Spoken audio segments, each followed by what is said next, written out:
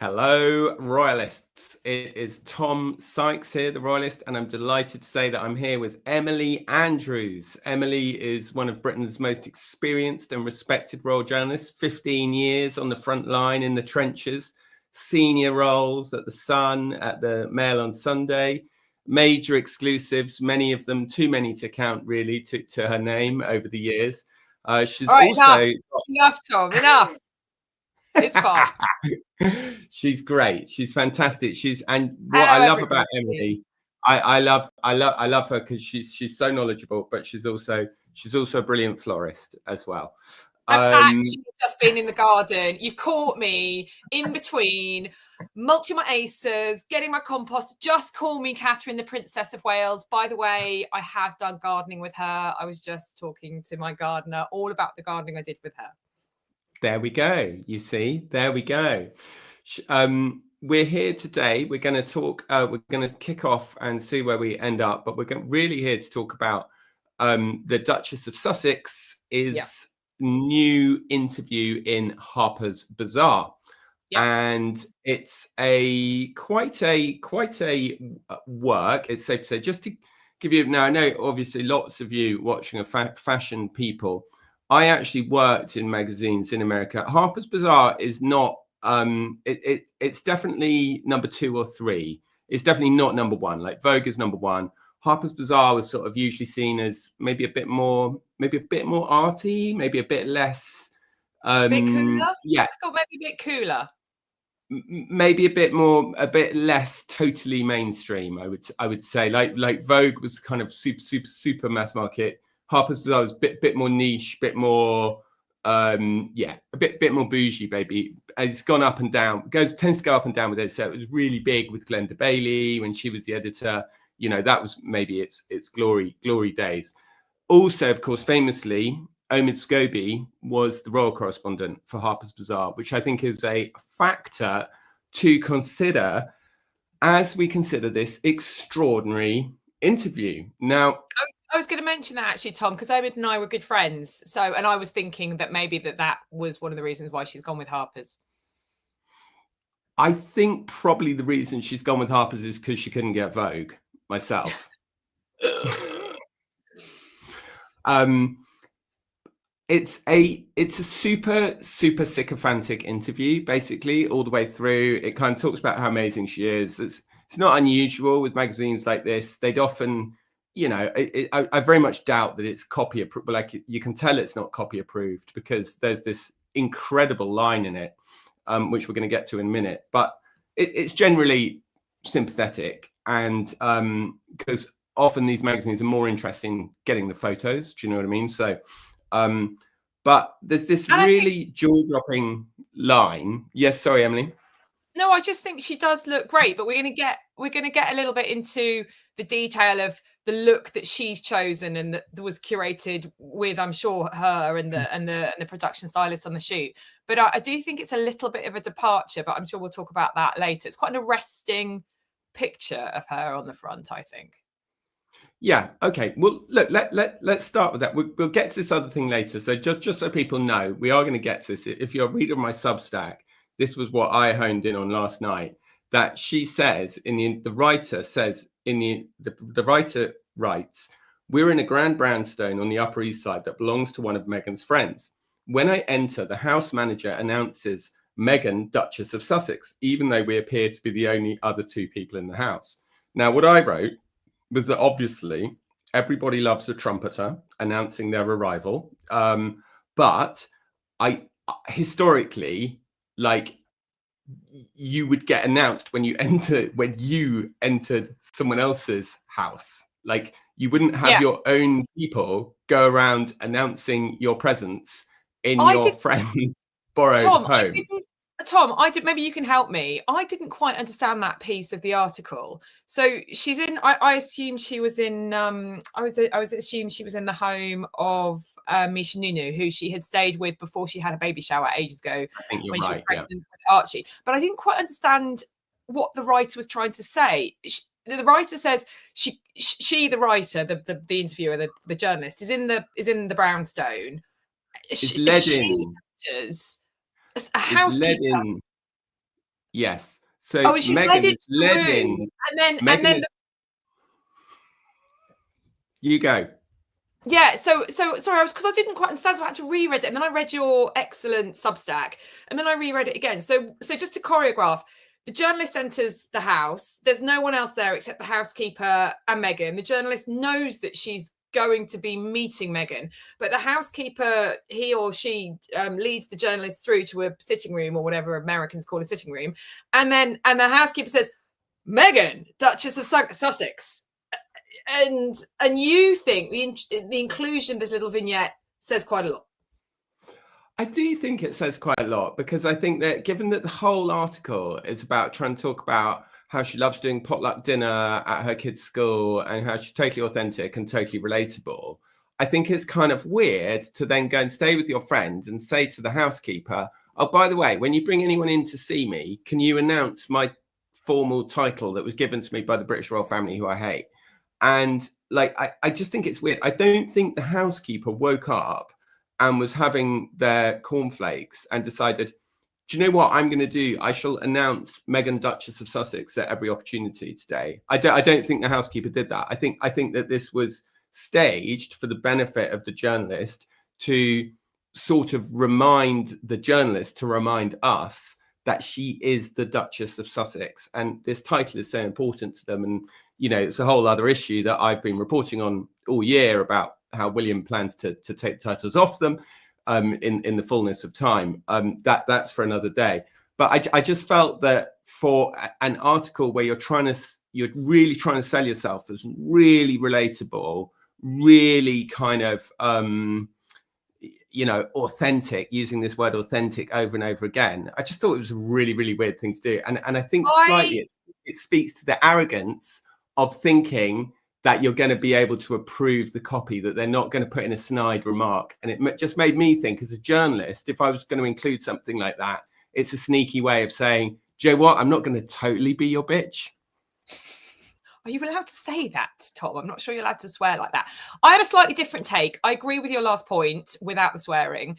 But I didn't think that it was Meghan or a member of her team had asked the housekeeper to do that. Because in my experience, when you're around members of the royal family, everybody's super nervous and nobody knows quite how to speak or what to call them. I remember covering the BAFTAs when William and Kate came to the BAFTAs a couple of years ago, and I was the person inside.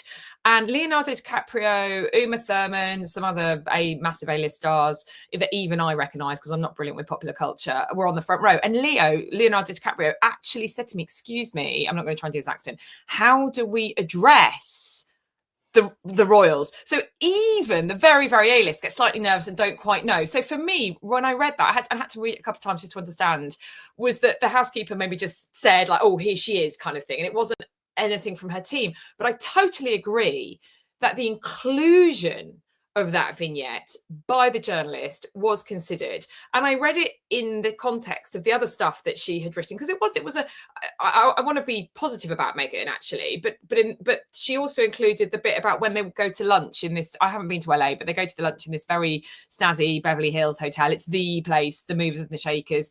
And she talks about how Meghan has really warm interactions with the chef and another person and an A-list film producer.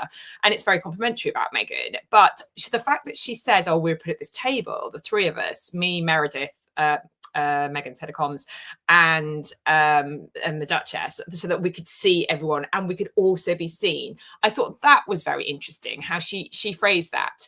And you're right. Look, I mean, I actually still, I mean, I've had a lot of negative things to say about Meghan, but I do feel sorry for her, because she's, can I use this on YouTube? She's damned if she does and damned if she doesn't. She does come out with word salads. And I totally agree with you that her, I've just been had to dash to get some stuff for my gardener, and all the shops are filled with Christmas stuff. And I was thinking about Meghan's Christmas thing. And like, I think I'm going to love her Christmas show, but it's going to be as fake as you like. It's going to be as fake as a fake Christmas tree, but I'm going to love that for her. But her whole thing, everybody now in sort of 2021, the whole thing about your brand, whether you're Kate, William, Charles, Kim Kardashian, is how authentic you are. And so I think for Meghan, her whole shtick in this article is, "I'm so down to earth, I'm so relatable, But yet the fashion is her wearing the very, very apex of the fashion world. Chanel Couture, Balenciaga, Celine. And there's this disconnect, isn't there?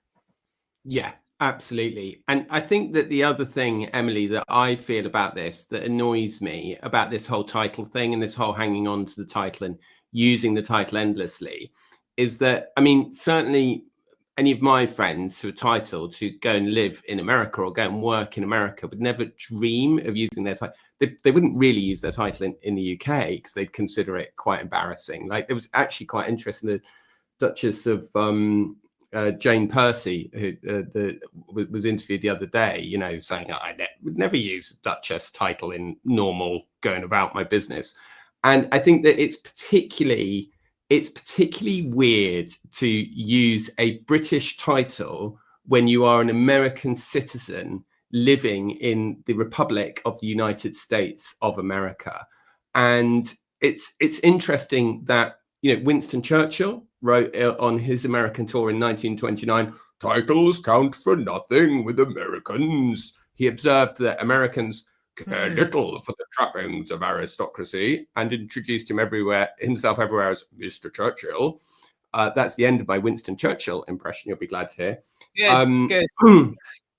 And actually, an even funnier example, actually, that is P.G. Wodehouse, who, of course, was born in the UK, but adored America and spent a lot of time in America, and wrote these very amusing sort of halcyon days tales of the British bumbling British aristocrats.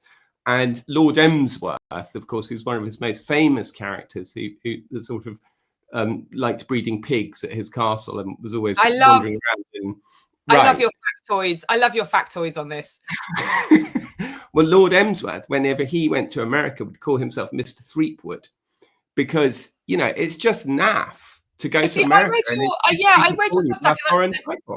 I thought your history. Sorry to cut. Sorry, I hope you don't mind me. I loved all your history, because I didn't know any of that, and I thought it was great, and it was very learned. Tom, well done. Who knew the Royalist could be learned?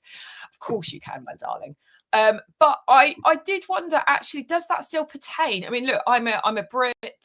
I've been to America, but obviously I'm not an aristo and I don't live in America. And I would have thought that the opposite is true now, right? I mean, post Princess Diana, I thought having a British royal title or a British aristocratic title is surely a good thing. Look at Fergie. She made a whole kind of career post Andrew on the back of her Duchess of York title, because she was Sarah, Duchess of York. I always thought, so I can understand why Meghan, that is absolutely her calling card. I can understand why she's still using that HRH, as we know from the basket of ice cream that she sent to Jamie Kern Lena. I can absolutely understand why she's still using it. I think to proper aristos and proper old school, I think that they would see it as very naff, but I can totally understand why Meghan would still be doing it, because it's currency, right? It's something that Kim Kardashian can never have. Yeah, it's a commercial impetus. It's a commercial impetus. Yeah. I would say in the dangerous case of defending Sarah Ferguson, I would say that technically she was criticised so much for using her Duchess title on every count, and I think people found it absolutely horrifying in every respect. You know, not horrifying, but people were very bemused long before Prince Andrew was stripped of his title that she still kept her title. And actually, she often in America, there was a lot of "Call Me Sarah," and she actually traded a bit less off the Duchess title in America than she did in the UK. She was very insistent on using it in the UK. And I would say that there is a difference between calling somebody a prince or a princess, because often royal titles are used, and theoretically Meghan could make an excuse that her Duchess is a royal dukedom, so therefore she's entitled, you know, it's more acceptable to use it. I don't think it really cuts any mustard, but look, that be what it is. I want to get on to some of what she says in the piece. I think that the thing, so here's the thing, I do find it very, I do find just some of the stuff she says so weird. Like, one of the things that my readers have really picked up on is when she talks about Harry. This is what the journalist writes. She puts her hand on her heart when she talks about her husband. He loves me so boldly, fully, and he also has a different perspective because he sees media that I wouldn't. I don't know what that means. No. No one in the world loves me more than him. So I always know he's always going to make sure that he has my back. I just find that a really weird way to describe your relationship with somebody. They love me so much. My wife loves me so much. And not to say we love each other or I love him or with such a, I don't know, like maybe she said that stuff as well, but I find it a very, very strange way to characterize your relationship. And then she's also said, you have someone who just has this childlike wonder and playfulness. I was so drawn to that, and he brought that out in me. I mean, it sounds a bit like she's, I don't know. It's not the most complimentary thing that I think you can say about somebody. It implies that he's a bit childlike. I just found I found it really weird. Like, and you know, there's this huge narrative on social media and Meghan's critics that say she's a narcissist and that, you know, narcissists have all these traits, they can never get enough praise and blah, blah, blah, blah. I mean, whether or not that is true, I think saying things like this definitely fuels that narrative. Yeah, I think it was, I read those quotes and I winced massively. And then I thought, well, you know, let's try and think about it from Meghan's point of view. It's her truth. But I suppose the question always remains, is that really what she thinks? I think that's the problem, isn't it? Whenever you read something or hear something that Meghan says, is it really what she thinks? Is it a construct? Is it an artifice? If it's really what she thinks, well, okay. I mean, it's kind of sweet, I think. Maybe not to me. I mean, I would never, I mean, I've been married to my husband for so long, I can't even remember how long I've been married to him. He would probably divorce me if I described him like that. He would be like, Emily, you're such a cringe merchant. He doesn't, I mean, he wouldn't, well, anyway, he's very British, I suppose. I just, the whole childlike thing, I actually saw that as a real slight to Harry. Look, I've spent, obviously not spent as much time with Harry as Meghan has. I've spent enough time with Harry to know that he's got a great sense of humour. He is playful. He can be childlike. Look, you know, when he was still a working royal, I tried to get this, and I got a hashtag trending, hashtag Harry with kids, you know, because he's brilliant with children. And that speaks to the more playful part of his personality. And, you know, joshing with us on tour, or, you know, when I used to buy him, I bought him a drink and he was taking the piss that I was paying, I was like, well, of course, I'm a girl that pays my way. The bants, he loves the bants, but it was just, I suppose the way she describes it, it was, I'm not a psychotherapist and I hate all this, you know, rubbish body language, you know, thing, but it reminded me of something from therapy where it's the kind of parent-child relationship. And sometimes when you're in a relationship, it could be your sibling or could be your partner, when one's the parent and one's the child, that's out of sync. It did have a little bit of that for me. Look, I really hope they are happy. I mean, I was speaking to sources last week and I said, are they happy? Are they really happy?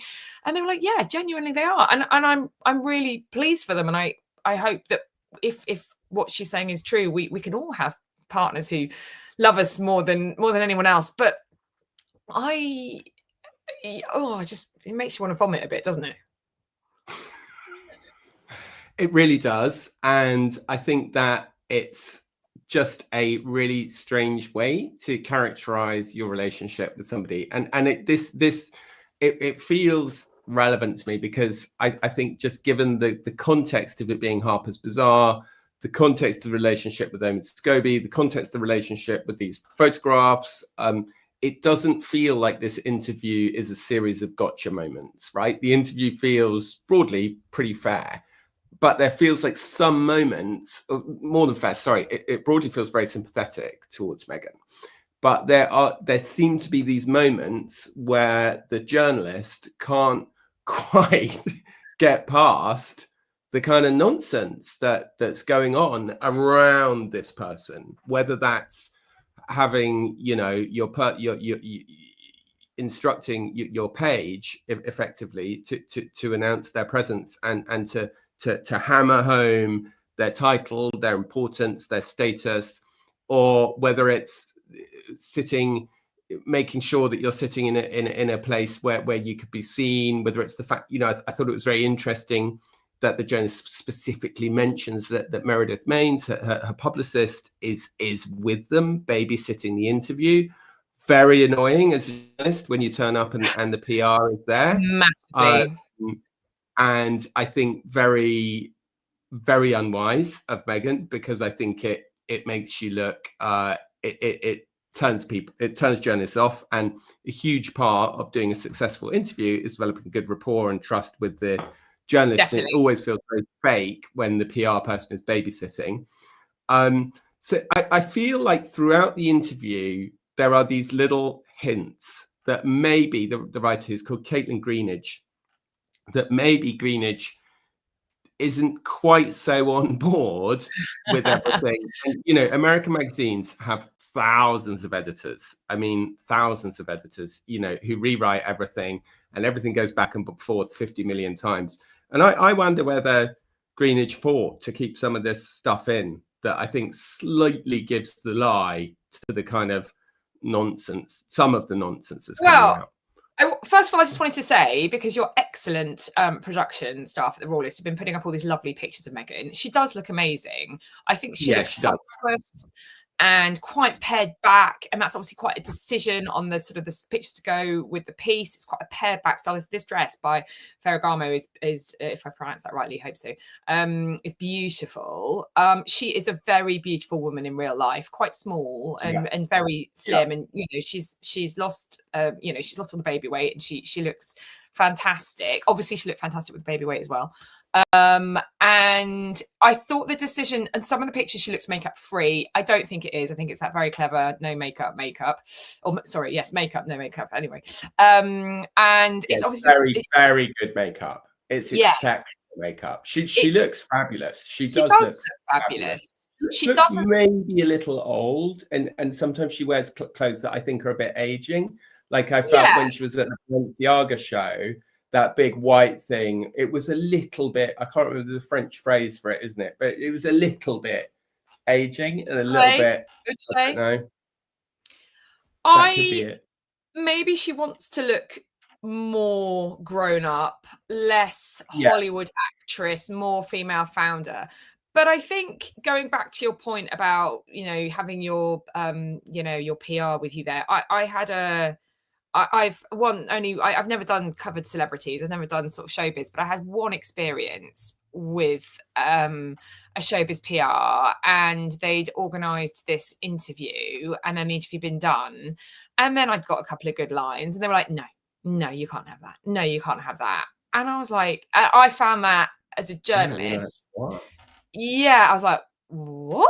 But obviously, the editor was happy to let the celebrity PR dictate everything. And what I would say is that we know from previous interviews that Meghan has done, whether it was for the cover of Vanity Fair, when she sort of said that cover that said "I'm wild about Harry," and then the journalist, they asked the editor of Vanity Fair to take various things out, and that she wasn't happy, and blah blah blah. That was when she was still just, I think, Harry's girlfriend. Then they became engaged.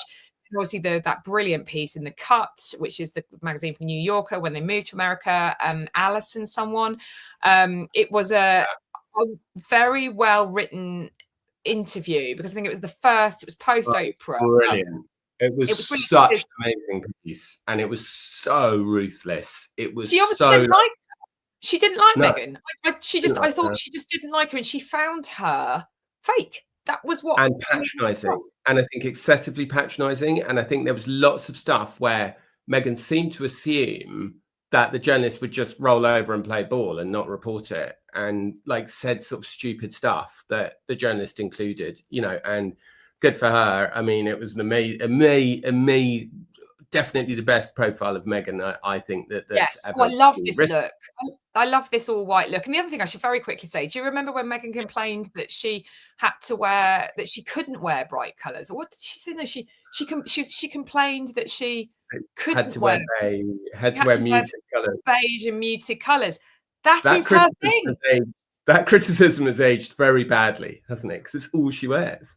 But that is her thing. That's what she likes wearing. So I just, like with a lot of what Meghan says, you kind of think, well, what's the truth? What's the artifice? What's the truth? Will the real Meghan, Duchess of Sussex, please stand up? And even Meghan, Duchess of Sussex, that's the style that's used for divorced or dowager, like members of the aristocracy, which of course you and I know. It's a very, like, you know, old-fashioned and boring point. And I think when going back to, I suppose, my point, which I know you've made several times, when your brand has to be about authenticity. I'm looking forward to her Christmas festival show thingy what's it. But I mean, are we really to believe that she's sitting there doing craft with Lily and Archie? I mean, I've got an 8 and a 10-year-old, and Archie is 6 and Lily's 4. And I mean, it's just crazy with kids. I mean, I'm going to be doing some baking with my kids this afternoon, and it's going to be crazy. And it's going to be crazy. It's just not going to be this kind of perfected veneer that she kind of sells to us all. And I kind of wish that she'd be like, guys, this obviously is my TV show, and this is how we'd all like it to be, with adults doing the craft, and isn't it lovely? With our girlfriends, you know, I'm going to have a wreath making session around at my house, and I'm going to teach my girlfriends how to make wreaths, because, as you very kindly said, Tom, I'm a qualified florist. But I'm not going to do that with my children. Just be absolute chaos. The baking will be chaotic. That's different, Emily, isn't it? You are actually a trained and qualified florist. Do you know what I mean? And it's like, what I just always get the impression, and to actually talk about the clip from Netflix yesterday, but actually, producer, please don't show that clip, because it's actually copyright Netflix, and we get a copyright strike on YouTube. So don't show that clip. I'm afraid if you want to see it, you'll have to go and look it up yourselves. But the clip, the trailer that was posted on Netflix yesterday of the forthcoming Christmas show, it was so kind of, I don't know, it was just so unconvincing, the whole thing. And it just feels like, you know, when she's like making a glaze, like the thing about the turkey, like she's making a glaze, right, with sage honey and some stock and stuff, and then she pours it on a cooked turkey. Well, I'm a very amateur chef, but I can tell you that you need to put the glaze on before you cook the turkey. Do you know what I mean? It's like, it's no good just pouring it on afterwards. It'll just be a sort of soup swimming around the turkey. I mean, it's so crazy. And like this thing in the Emily, sorry, I'll let you go in a minute. But this other thing in the trailer that I thought was so mad is this chef gets this thing of beetroot and goes, it makes everything go red. I'm like, who is this show for? It really reminded me of Pippa Middleton's book, where she and I think it was Sarah Vine. I think it was Sarah Vine in the Mail who said, this is a book for people who require instructions on how to make ice. You know, that's well, Meghan has told us how to make ice with dried flowers in there. You're right. Touche. I think that, look, I want to be positive about Meghan for a second.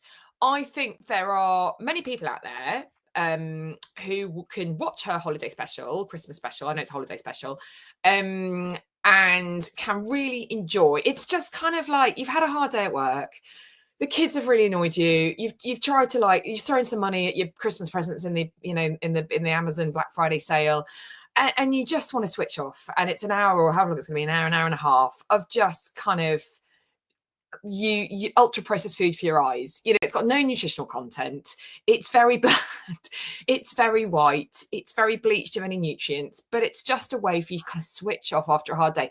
And actually, great, you know, she's looking gorgeous, they're making Christmas crackers, she's doing some Christmas wreaths.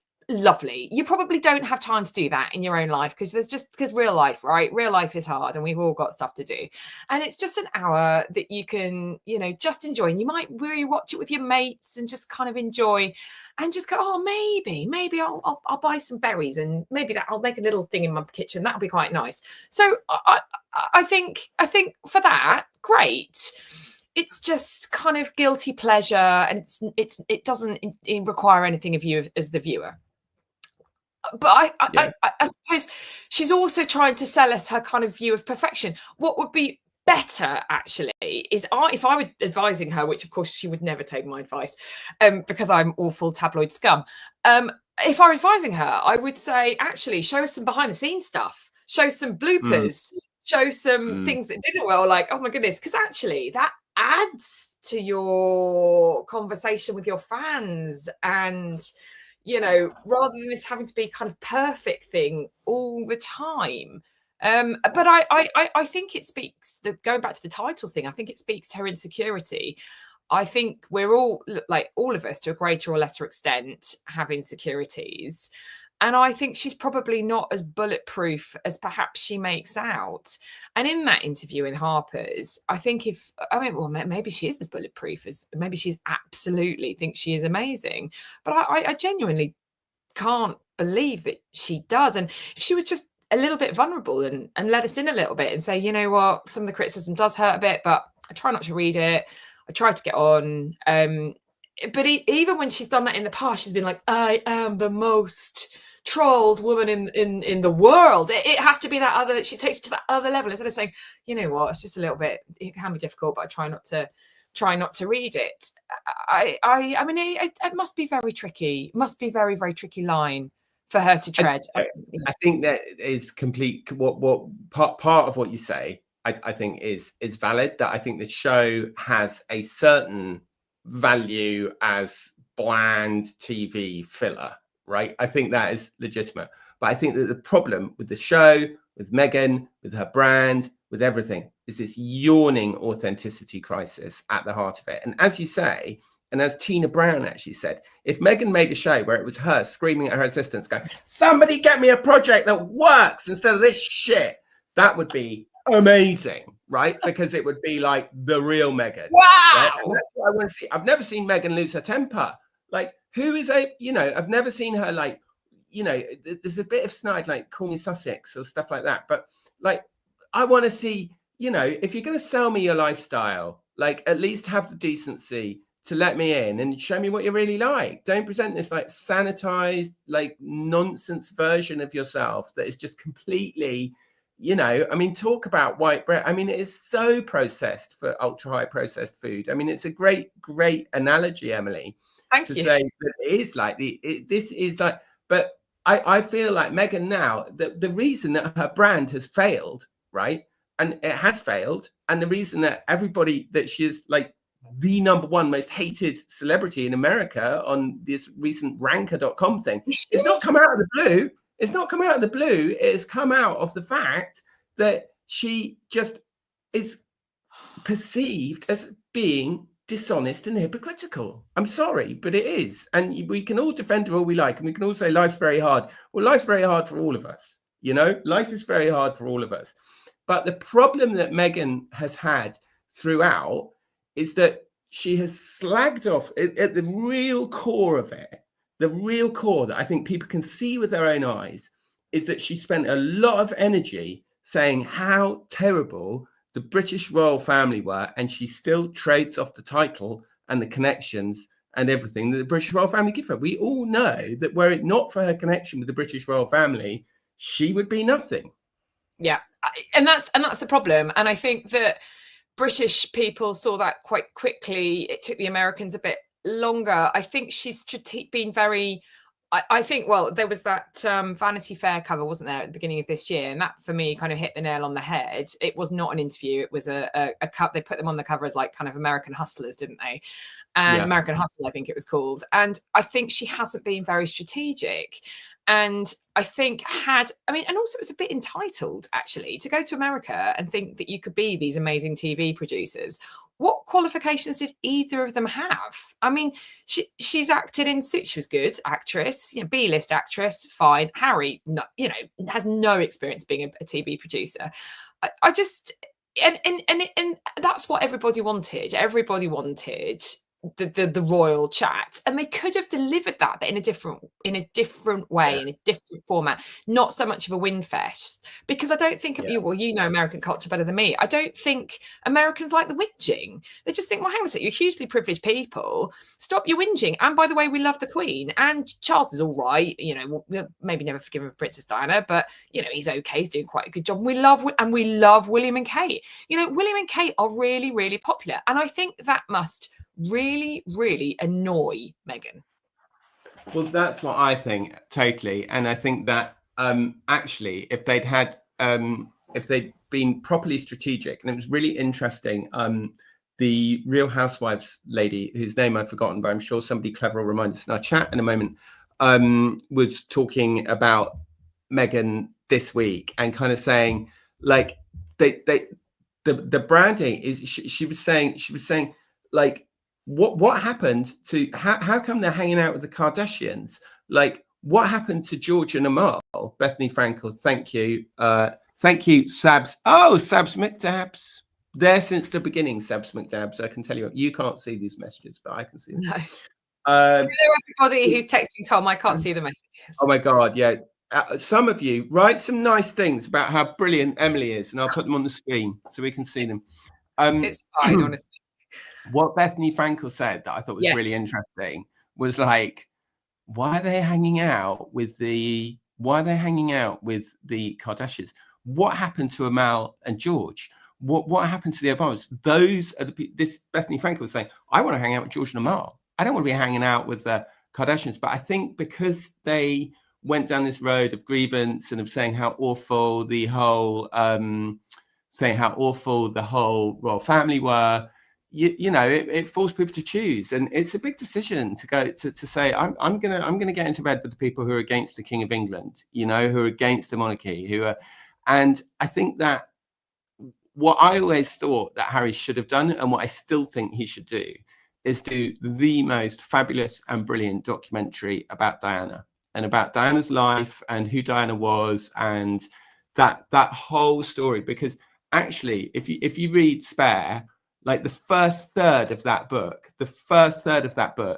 is absolutely, it's the best royal book in history, where it's talking about this sort of crazy Wes Anderson kind of life at Balmoral. Every door you open, Charles is behind it doing a handstand. The fish fingers arrive with the bed with the ladder that you have to climb up to get into. And it's so brilliant. And it makes you feel so warm about Harry. It makes you love Harry. And I think they really underestimated, you know, I used to have an American friend who used to say to me, don't underestimate in American culture the importance of being liked. And the problem is that because of all the stuff that they've done, saying how awful the royal family are, literally trashing the royal family as Prince Philip was dying, trashing the royal family as the Queen was dying on her. We could all see she was dying in front of us, writing terrible, you know, denigrating her entire legacy. I think that people just concluded that they weren't very likable. And also, I don't know if they ever really needed to hear from Meghan at all. I think if we'd had Harry being a bit more diplomatic, I don't know. No, I think for me, Spare was the big issue with William and Harry. And I don't think William will ever forgive his brother. I think that I'm sorry to, and I know that one of Harry's top team does watch your videos, Tom, and read your Substack, because he told me when I went out with him last week. And I'm afraid, I don't want to be a conspiracy theorist, but I'm sorry, all of that release, like William was in Brazil, shot, massive thing, once a year, suddenly bing, bing, bing, bing, all these things being released and being flagged to us in the media that Harry was doing in Canada, all these pictures. Suddenly, you know, William and Kate are at the Royal Variety show last night, and suddenly, you know, Meghan's trailer drops, and her big, like the Harper's Bazaar thing, that no one can control when that comes out, but that was obviously flagged to us last night. And you do kind of think, hang on a sec, this is trolling on a massive form. I'm not saying that Harry and Meghan shouldn't do anything. I'm not saying that Harry and Meghan shouldn't. Oh yes, I'd love to come show off my wreath. Thank you so much. Oh, thank you so much. I'd love to come. I'd love to come. Yeah, I used to do wreath making for my PTA at school. Oh, it was such a pressure. Anyway, but yes, thank you. Sorry, go back. Yes, Yeah. William and Kate. And No, I do. yeah, they're quite pitching themselves, aren't they? They're a couple of manoeuvres, definitely, at the They moment. are a couple of manoeuvres. And so all this kind of rhetoric from Harry's side, he's mending fences with the royals and he wants to make up with his family and stuff that I've been told about the stuff that Harry has done. And then I thought, oh, about what hasn't happened on the other side. But then actually, KP, the Prince and Princess of Wales's camp have been completely silent on this, by the way. And the Sussex side say that they told, Buckingham Palace about Harry's schedule in Canada. Well, I suspect that Buckingham Palace say no, they didn't. I suspect what happened was an email was sent at the same time as us, the journalists, were told, which was just as William appeared on Sugarloaf Mountain. That's not, and you can or a message or a text. you can phone. And so it just seems what to me is clear. What I think is absolutely clear about that whole thing is that it did not go through the official channels. It didn't end up on the grid, right? As we know, the grid. That is, I think, undeniable. And I think that the palace felt it was important to make clear that the king had not endorsed this, because William's supporters, some of them, felt that it was a bit rich for the king to have known about this if William didn't know about it. And I think that's why the palace were keen, Charles's office were keen ultimately to make it clear that they didn't know what was going on. Now, I know that Harry's obviously said that he told them. I'm sure his team would stick to their story that they told them. I'm they sure certainly haven't gone back on it. But I think that ultimately the king was kind of pushed into a corner. I think that also what I also felt about it. That's a very good point. I felt that also with the thing with the Sun, when the king's, the men in grey suits, as Harry called it, who were trying to sabotage his relationship with his father, leaked details of the meeting, or allegedly leaked details of the meeting, or and about the picture, and that it was very formal and that Harry wasn't really welcomed. That I felt it was like the palace set a trap, and like Harry walked straight into it and issued this emotive response. And actually, I think he did the right thing not to respond this time, not to start producing text messages saying, well, I did email so and so. I didn't think that great story by Matt Wilkinson at The Sun, I don't think that was leaked by the palace. I think that was I think he found it out through his sources. Yes. I don't think that was Tobin, who is the King's communications secretary. I think that was Tobin phoning Matt. Because actually, I think that Buckingham Palace and the Sussex side didn't want any kind of reporting on it. It happened. We all saw Harry going in. We all saw Harry leaving. So I don't think either side wanted any reporting. And obviously, in KP, didn't know about it at all.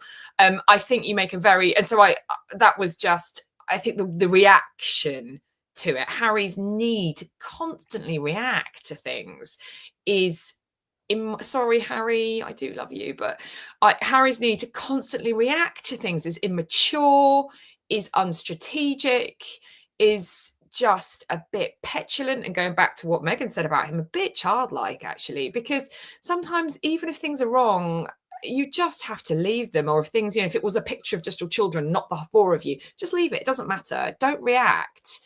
And reacting makes everything worse. And I think that William just doesn't want any of that drama. He's, we just saw some lovely pictures. We saw Kate and William out last night at the Royal Variety performance. By the way, Tom, I did promise I was going to say this. Back off on the Princess of Wales about her weight.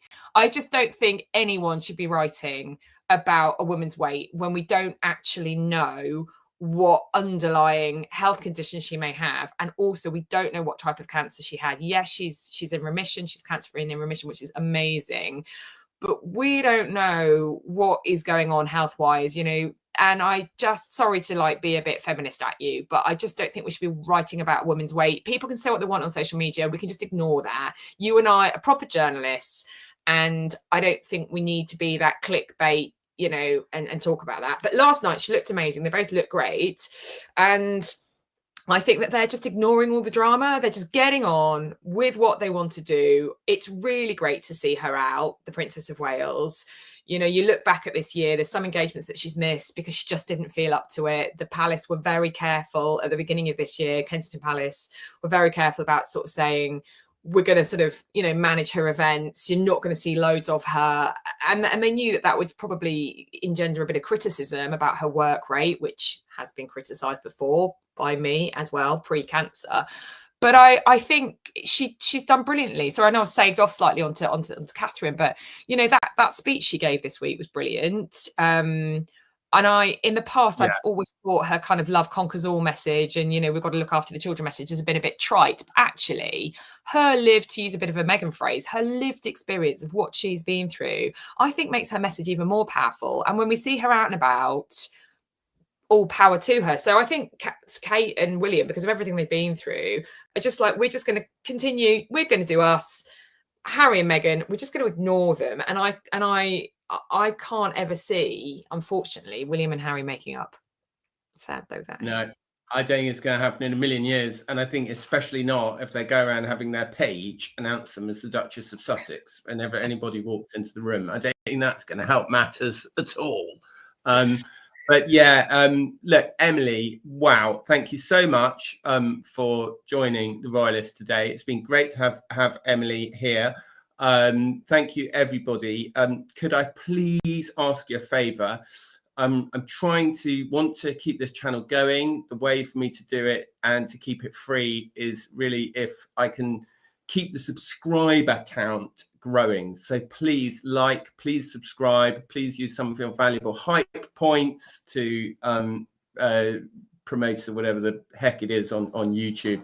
It's really wonderful to have Emily here. She is a real authority. She literally spent decades at the coalface on the front line, and she's a real wealth of experience, and we're so lucky to have her. So thank you so much, Emily, and we'll leave you to get on with your wreath laying. Thank you very much, everybody. Please like and subscribe.